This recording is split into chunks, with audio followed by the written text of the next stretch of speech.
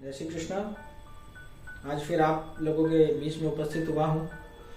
पूर्व सत्संग जो हमारा था वो 8 दर्शनों की भावना के ऊपर। तो पूर्व में हमने उत्थापन और भोग के दर्शन का भाव समझा, और आज के सत्संग में हम संध्या आरती और शयन के दर्शन में क्या होता है, किस तरह से सेवा होती है हवेली या घर में, वो बताने का प्रयास कर रहे हैं। संध्या आरती, भोग का दर्शन हो गया। भोग के दर्शन में ठाकुर जी ने फल रोक लिए। अब संध्या आरती और ग्वाल, प्राय ये दो जो क्रम है, ऐसा वर्णन आता है कि ये वैष्णव घर में नहीं होते। लेकिन जिसकी जैसी भावना, मैं तो ये कहूंगा कि भावनात्मक अगर आप जुड़े हो और प्रभु की ये मनोरथ की भी ये सेवा भी करना चाहते हो तो वल्लभ से आज्ञा लो और सेवा को जरूर करो। तो भोग के बाद में आई संध्या आरती। संध्या आरती में ठाकुर जी को जोड़ 2 फूलों की माला धराई जाती है। सामने जो राजभोग के समय के खिलौने खंड पाट पेड़ी चौकी के ऊपर जो रखे जाते हैं, खंड पाट पेड़ी चौकी जो रखी जाती है वो संध्या आरती के दर्शन में सब बड़ी हो जाती है, हट जाती है। बड़ी होने का अर्थ है हट जाती है। तष्टी रखी जाती है वो भी सब हट जाती है। खिलौने इत्यादि जो रखे जाते हैं प्रभु के पास वो सब हटा दिए जाते हैं। ठाकुर जी को वेणुज धराई जाती है, वेत्र धराया जाता है, और संध्या आरती में ठाकुर जी की आरती उतारी जाती है। और भोग के बाद जब भोग के दर्शन खुलते हैं तो उसमें नवीन जल से झारी जी भरी जाती है। और भोग के बाद में फिर ठाकुर जी को संध्या आरती का भोग आता है। कुछ भी आपके यहाँ जो भी क्रम चलता हो सामग्री का, अनसकड़ी, दूध घर, नागरी, सुखा मेवा, गीला मेवा, वो भोग ठाकुर जी के सम्मुख संध्या आरती में धराई आप, और हवेलियों में भी धराया जाता है। और ठाकुर जी की संध्या आरती उतरती है। संध्या आरती का क्रम यही हुआ कि ठाकुर जी अब गाय चरा करके घर लौटे हैं। यशोदा मैया ने उनके द्वार पर आरती उतारी कृष्ण बलराम की। और संध्या आरती के बाद में फिर अब छेला दर्शन, जिसको कहते हैं शयन।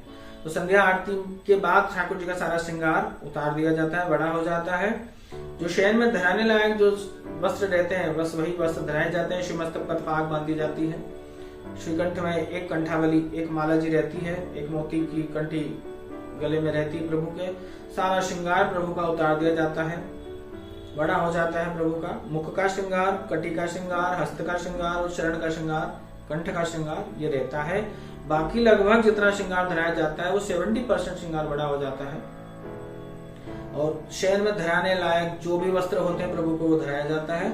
शयन में ठाकुर जी को भोग धराया जाता है। जो आपके यहाँ भोग की व्यवस्था हो, जो भी सेवा क्रम आपके यहाँ हो, वैसा प्रभु को शयन की भोग की विनती करें, प्रभु को धराएं। हवेलियों में भी यही क्रम रहता है। संध्या आरती के बाद ठाकुर जी का सारा श्रृंगार बड़ा हो जाता है। फिर अनसकड़ी, सकड़ी, दूध घर तीनों का भोग प्रभु को आता है हवेलियों में। और भोग के बाद में फिर समय हुआ, भोग सराए जाते हैं। फिर आचमन होते हैं। आचमन मतलब ठाकुर जी को हाथ धुलाना, मुखवस्त्र यानी प्रभु को रुमाल से उनके मुख को और हस्त को पोंछना। फिर ठाकुर जी को दूध का डबरा आरोगाया जाता है, जिसको गैया भी बोलते हैं। उस किसे कहते हैं कि दूध के ऊपर के जो फेन होते हैं, जो गौशाला से दूध आता है वो गर्म होता है, गर्म होकर के उसको ऐसे ऊपर नीचे करते हैं, और उसमें से जो झाग इकट्ठा होता है तो प्रभु को वो फेन भी आरोगाए जाते हैं। दूध का डबरा आरोगाया जाता है। और फिर प्रभु को पान की बीड़ी आरोगाई जाती है।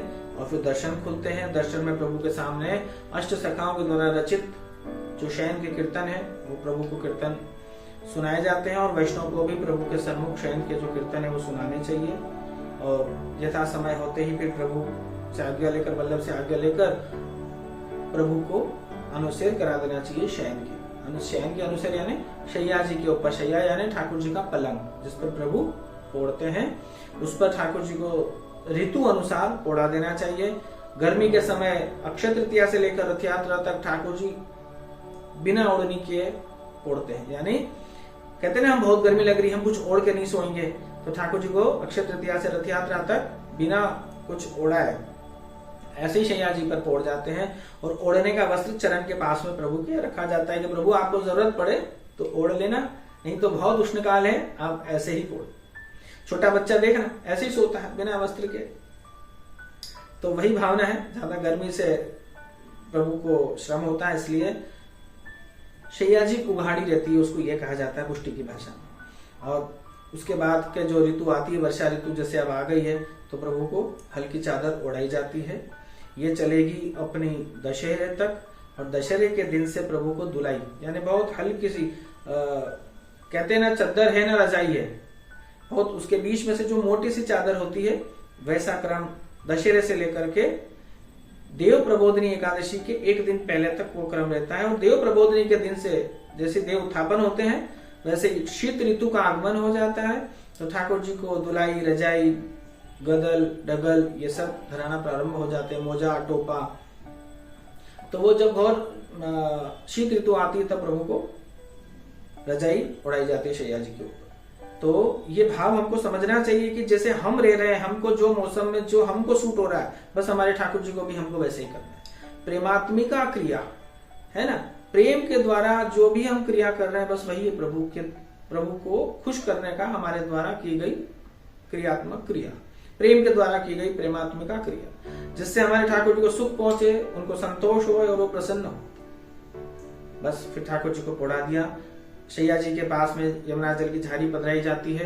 अनुसर बंटा जैसे राजभोग के बाद रखा जाता है, वैसे ही शयन के बाद भी रखा जाता है, क्योंकि प्रभु अब सो रहे हैं, ओढ़ रहे हैं, हम भी हमारे दूसरे काम में लग रहे हैं।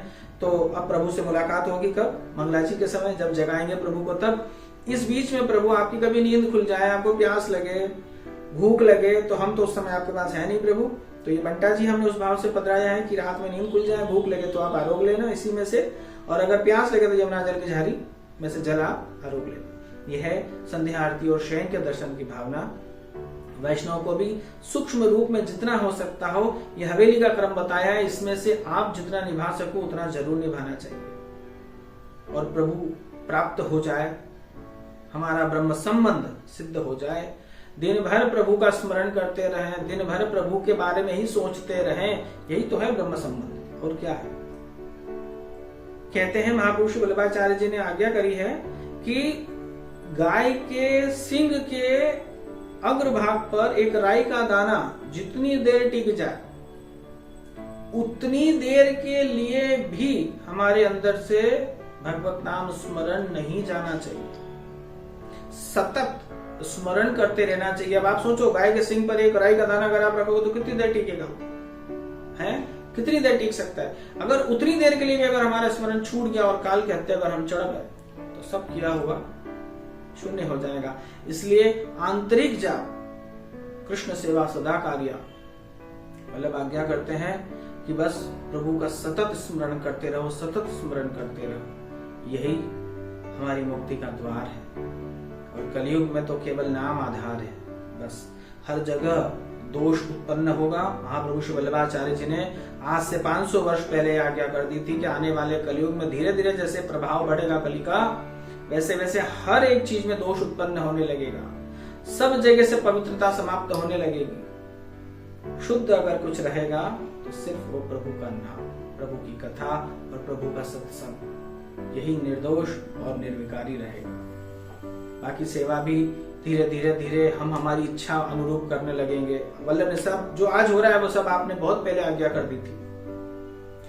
अंत में वल्लभ ने यही कहा है, वल्लभ की यही आज्ञा है, वल्लभ सृष्टि और वल्लभीय वैष्णव के लिए कि बस प्रभु का स्मरण सदैव करते रहो, सतत भगवान का स्मरण करते रहो, राधा माधव का, राधा कृष्ण का सदैव स्मरण करते रहो।